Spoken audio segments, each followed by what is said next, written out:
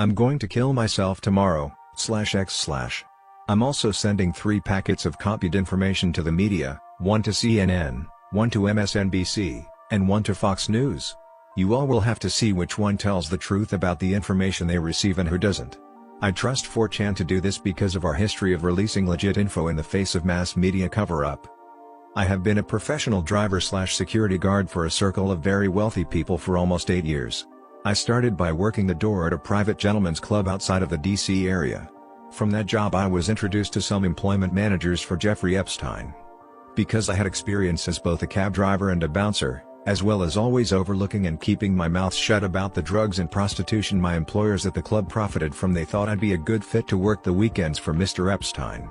At first, I didn't do very much, definitely nothing important. I would run errands mostly, and do anything my manager, who reported directly to Mr. Epstein, wanted me to do. So say the gardener calls out sick one day, it would be me mowing the lawn in his place. I was sort of a floating general helper. Inevitably I ran into Mr. Epstein now and then, and he was always very personable, enthusiastic. I had heard about his original court case and the rumors and everything, but just meeting this guy made me feel like it was all a lie because he seemed so kind and genuine. I thought he really was just this hotshot money man, like a Bruce Wayne or Tony Stark kind of figure.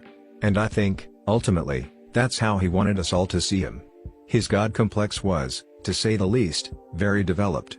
Eventually I was trusted with bigger jobs.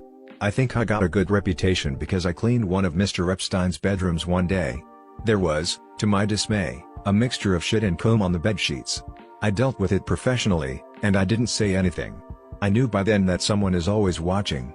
There are cameras in almost every single room save Mr. Epstein's private office and regular bedroom. He had several bedrooms but one was his favorite, I guess. His main room.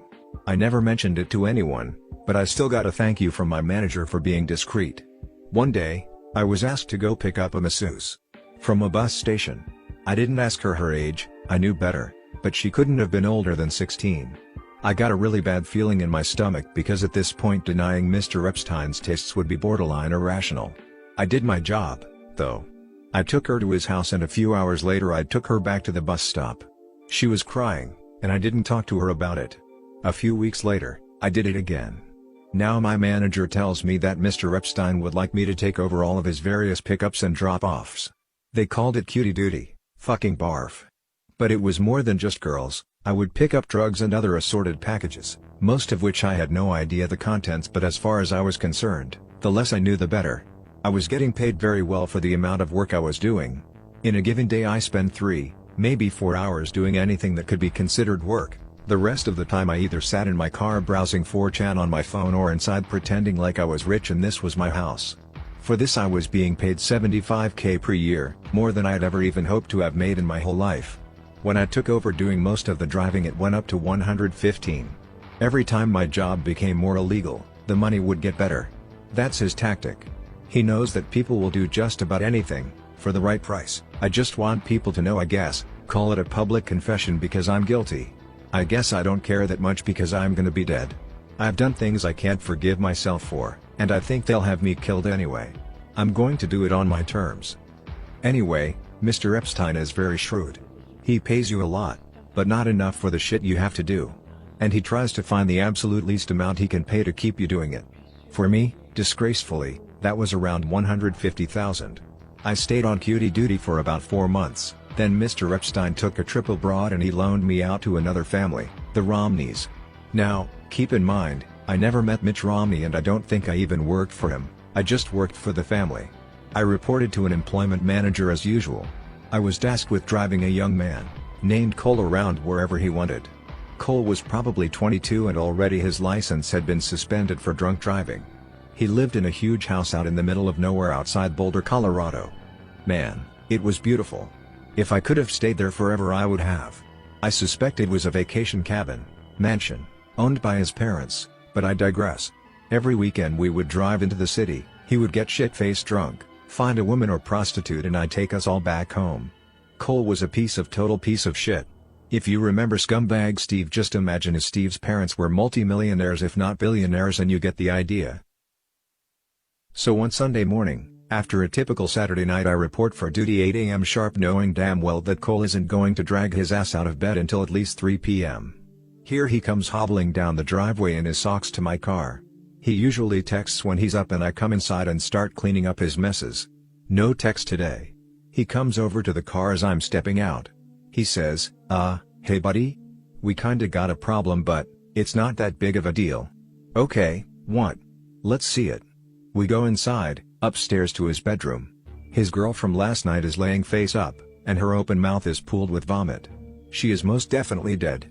Far as I can tell, she overdosed on whatever combination of prescription drugs they were doing, passed out, puked, then suffocated on her own vomit. I'm absolutely flipping my shit, and I've got my phone out dialing 911. Cole slaps it out of my hand and tells me to hold on.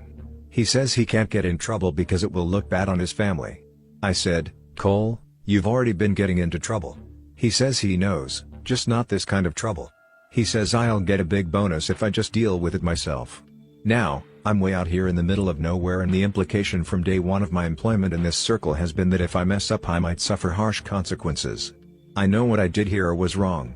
I know that, and I am so sorry. I asked him what I'm supposed to do. He says just wait. He gets a different phone out of a drawer and starts making calls. After a few minutes, I'm waiting in the hallway. He's casually pacing around the corpse. He gives me GPS coordinates for a little spot off 111 out in the mountains. I'm supposed to wrap her up, take her there, and drop her off. He said there would be guys waiting there to take her. It's a long drive and I don't look forward to it one bit. I wrap her up in his comforter. He stops me. Bro, he says. Bro, not that blanket. That's like the softest blanket in the world, dude. No way. And he gets me a different blanket from the closet. Fucking real gentleman, Cole was. He's got an F-150 at the property used for landscaping work. I put her body in the bed with a tarp on top, and then I fill the rest of the back with landscaping supplies. Fertilizer, tools, etc. I tried to make it look really natural and boring.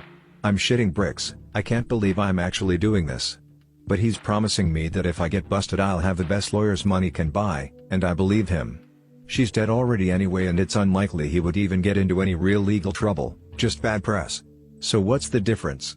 The whole time driving I'm just sweating right through my clothes. I have to stop twice to puke. When I get there's a little dirt spot you can pull into, and sure enough there a big black SUV and a Jeep with off-road tires. I'm not about to just assume these are the body people, so I stop and get out and approach the SUV. The window rolls down and there's a woman who's probably in her 50s and a big guy driving. I don't know what to say, so I'm just kinda like, how's it going? Feeling like a complete fucking idiot. She makes a call and describes me to the person on the phone. Then she puts it down and says, "We're who you're looking for. Is it under all that stuff in the bed?" I say, "Yeah, do you need help?" She says, "No, take a break." So I walk into the trees a little bit and smoke a cigarette or two. They've got her out and put her in the Jeep within about 5 minutes. The woman tells me to wait 15 minutes before I leave, then they pull out and drive away. The Jeep drives further into the woods. I wait maybe 7 minutes and I leave. I got a text later telling me not to ever leave early again. It was from a blocked number. So when I get back to the house, Cole is sitting at the kitchen table eating a massive bowl of Fruit Loops with a big serving spoon, watching Love and Hip Hop. This man is like a child, and he hasn't even gotten dressed yet. He asks me to wash his blanket and sheets. I do it. We got really drunk that night, and Cole tells me this has happened twice before and it's always fine. He says he's like Scarface and shit. I hate him. The remaining few months go by without incident and he gets his license back, freeing me at last.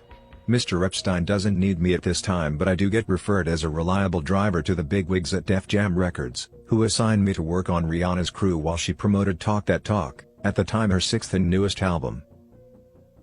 I never met Ms. Rihanna in person, just in passing now and then, but I found this job to agree with me a lot better than the others.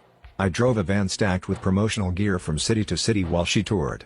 A few times I was sent to pick up Molly and was taught to use test strips to test for purity. If it was not pure I was supposed to walk away, but it was always pure. There are circles within circles of connections. I believe there is an entire shadow economy strictly for the rich and famous to get their rocks off collectively. One thing I did learn about Rihanna is that she enjoys young females as well. I was sent to pick up 2 young girls and bring them to her hotel room. Of course I was met outside the door by someone more important than me. This struck me as odd because as far as I understand, Rihanna is not a billionaire like Epstein, But she was even more insulated and protected than he was. I'm sure a lot of that has to do with just personal choices regarding security, but I get the picture that in this world, influence and money both equal power, and Rihanna especially in 2011/2012 was highly influential. All I had to do was mention her name and girls would get in the car. Just like that. So the most noteworthy thing that happened while working for Def Jam is when Rihanna had a party to celebrate the end of her tour. Everybody was there. I mean, all of the pop stars were there. Jonas Brothers, Lady Gaga, Justin Bieber, and even a few old heads like Elton John and some actors. I noticed John Travolta for sure, Seth Rogen, Emma Stone, Bradley Cooper, to name a few. For this party I was, of course, tasked with getting entertainment. They wanted as young as I could get and as many as I could get. Ostensibly they were being hired to be wait staff, valet drivers, etc., but the plan is to switch it up on them when they actually get there, give them drugs, money, whatever they need to do what they wanted them to do, which was essentially to be all expenses paid prostitutes for whoever wanted them. That part, thankfully, was not my job. I'm just the piece of shit who tricked them into going. I picked up 5 young girls from a mall, a couple of teenage boys I found walking along the road, and then I got a hold of an escort company to fill it out and make an even dozen. The ones from the escort company were not underage and I was severely chastised for it. My manager basically asked if I ever wanted to work again. I said yes. He said, then act like you've got some goddamn sense. I didn't make this mistake again. After the tour ended I was just on my own for a month or so. I rented a house near Tulsa and basically isolated the entire time. I was starting to get ideas in my head about going to trade school or something when I was called back to come work for Mr. Epstein again. At this point, I've developed a bad coke habit, of which I have only been sober a few months to this day. I needed something to make me do it. Coke makes you feel numb in a way not much else does, and believe me, I've tried just about everything. There are research chemicals no one has even heard of that get traded around in these circles. When I came back to work for Mr. Epstein on his island I was going to an 8-ball every day or two. I binge drank at night but I had to keep focused during the day. The coke wired me up and the liquor brought me back down. That's the only way, mentally, I could really cope with what's happening. I was flown to his now infamous island to be one of the regular staff. Essentially I lived on this island for free, while getting paid, to maintain the grounds and keep the buildings up. When Mr. Epstein was there, obviously he would bring his own entertainment so I didn't even have to do that. I thought, this sounds like a fucking fantastic deal. Island paradise? Great wages? Not much real work? Count me in. Out of all of my sins, I believe sloth is the most damaging one I indulge in. I always look for the easy dollar, and that's why I pray for people like this. Now, first of all, this island is like paradise on earth. It's always a comfortable temperature. The rains are breathtakingly beautiful and the architecture and decor of the houses are exquisite. Yes, the bathhouse is really creepy. The fake doors are there to confuse fly-by surveillance, if anyone was wondering. The other regular staff were hard to get along with. They were all creeps, and I mean capital C fucking creeps. Made me wonder about myself, honestly, that I'm put here with them. They all joked about getting Mr. Epstein's leftovers and the talk was constantly about when Mr. Epstein was going to visit the island again. When he would bring important people, world leaders, CEOs, etc., I and most of the staff were kept totally out of sight. We weren't allowed to work in an area unless we knew it was empty. Only his most trusted employees could actually be in the building with him and high-powered friends. Sometimes though, it would just be the family and things were more relaxed. I passed by his office once, carrying some garbage, when he beckoned me inside. He asked me my name and I told him. He offered me a seat, I took it. You don't get far in this business saying no. He began to talk to me, he looked really stressed. He asked me how anything that feels good could be bad. He had a big painting of Oscar Wilde and considered him a personal hero. He began to explain hedonism to me, and asked me if I understood. Of course, I said. Who doesn't like fun? Lots of people. He said, lots of people. Then he let me go about my duties. I fucked up really bad one evening and entered one of the maintenance sheds to return some tools I'd been using, and saw the sweaty, pale back of a large man, hunched over and thrusting. He had a tattoo of Nixon on his back, and he was wearing a bull's head mask. He was fucking one of the regular staff members' mouth. He turns to me, I'm just standing in shock, and says quite angrily, "Do you mind?" And I slam the door shut. As I'm closing the door I get a glimpse of my co-worker's face and he is crying. I googled Nixon back tattoo later and realized that man was Roger Stone, who I'd never even heard of up to that point. I knew I was in deep shit. The next day and for 2 weeks after, I got all the worst jobs: trash pickup, cleaning toilets, scrubbing his boats. It fucking sucked, but I kept my mouth shut anyway. As far as I understood, my pay had not been cut, so whatever, I'll do the shitty jobs where I'm by myself, because at least, hey, I'm by myself. That was fine with me. Things started getting really tense on the island from that point. People started making little comments to me about being nosy, or about minding my own business. I was started to get worried I'd be branded a troublemaker, which you don't want to be. Things turn very quickly in this business. That's how they've kept a lid on it for so long. Any small mistake and you're out. Most people are let go with NDAs and the understanding that they will be watched the rest of their lives, which, ultimately, is how I got out as well. After Epstein died, they cut me loose. I guess they figure since he's dead, nothing I'd know would matter anyway. They're probably right, honestly. It probably won't matter anyway. But the rest of my time on that island was pure terror. I was just waiting to be taken away, or worse. Never happened, but I was still really scared. I saw a few of their weird plays they would do around the bathhouse. Mr. Epstein had a little portable stage he would get set up. He would wear the bullhead I saw Stone wearing and give a big speech about what he called freedom. He would say this island is the only free place in the whole world, where everyone on it can do whatever they want. Bullshit. Not your employees, not the children you bring here. Total bullshit. Everyone would cheer. They'd get up and do a sort of conga line with tiki torches, really cringy old rich people shit, and go into the bathhouse. There is a trapdoor on the floor that has not been reported in any of the investigation photos that I've seen, which lead to what they call the chamber, and it is essentially a bondage dungeon. I don't know what all happened in there, and I never want to know. I stayed as far away from that bathhouse as I could. I mean large as in wide. He is a brick of a man. Pick related, in the supply shed he was taking up basically the entire doorway. So anyway, eventually I got my reputation for the most part back into good graces, and I was working in the main houses again. One time I was helping in the kitchen. I don't know if the chef was fucking with me, I hope so, but he was separating what looked to me like the torso of a very young, skinned pig. It had been roasted and he was chopping it into quarters, the ribs to be served that evening and the rest broken down for soups and casseroles. I jokingly said that it looked like a little kid. He just gave me this awful, dead-eyed look for a second and said, "Watch it." I worked on that island for about a year. From 2013 to 2014, Mr. Epstein chose me and 2 other trusted employees from the island to come with him to a winter retreat in the Swiss Alps. He owned a small, billionaire small mind you, cabin, again, mansion, there, and wanted people he knew could be trusted, because most of the staff would be local hires. Our job on the surface was to help manage all the employees, like supervisors basically, but the unspoken task would be keeping everyone either in the dark or quiet. Mr. Epstein had a real fondness for plump, young Swiss blondes, and the Swiss, as he would explain, have a very progressive idea regarding age of consent. He viewed this as a more relaxed way to do what he does, more casual. Part of the thrill for these people, I think, is in the fact that it is illegal and they could get in big trouble. When they go to places that are more friendly with the idea of an older man having sex with 15-year-olds, it's to take a break, so to speak. The Alps themselves, wow. I mean, wow. I've been all over the United States and nothing in this country compares to Europe in terms of sheer beauty. Sometimes, early in the morning when I'd come out of my cabin and stretch, looking at the trees, smelling the crisp, clean air, just for a minute I'd forget what I have done, and what I'm doing. When it came back to me, I'd have to fight back tears. I want the mountains there to be the last thing I think about before I die.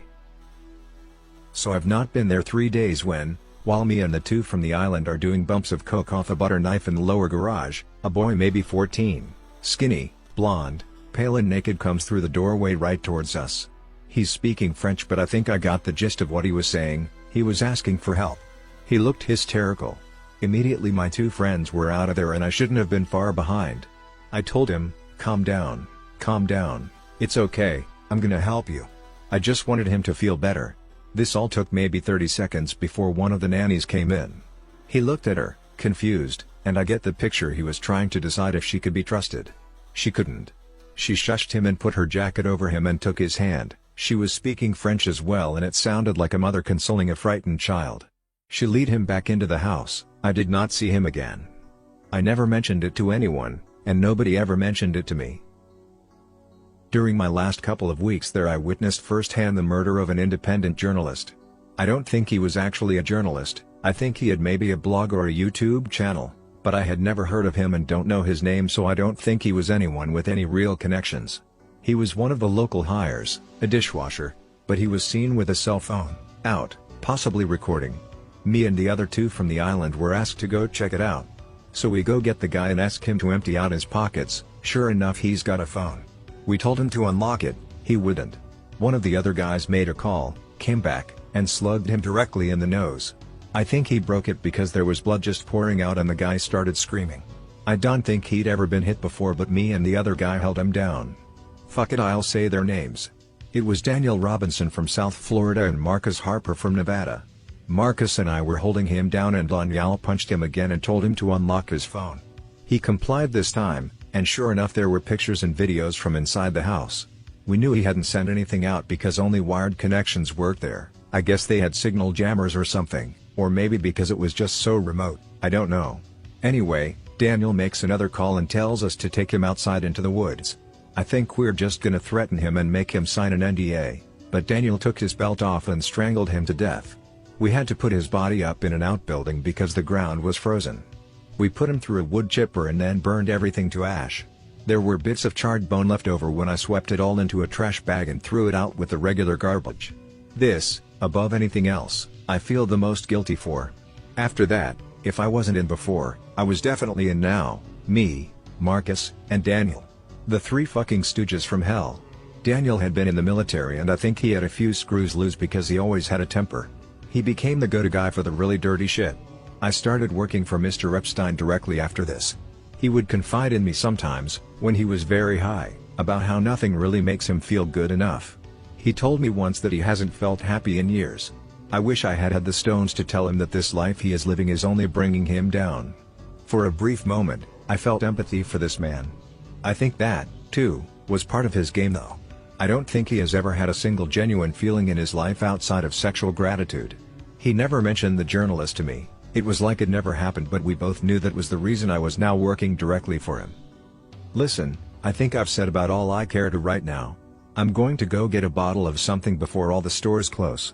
If this thread is still here in a few hours, I'll answer questions and tell some more stories. My question here about the shadow economy. Another, did you feel Epstein was retarded in some way? I'm intrigued by how you describe his crisis of how can something that feels good be wrong. Elaborate on what you feel really goes on in these people's heads. Are they infantile? Also interested in hearing more about weird drugs. I don't think he was retarded at all, he was whip smart. I just don't think he had any emotional intelligence, maybe. I think he was hollow inside, for the most part. You ever see occult stuff on the island?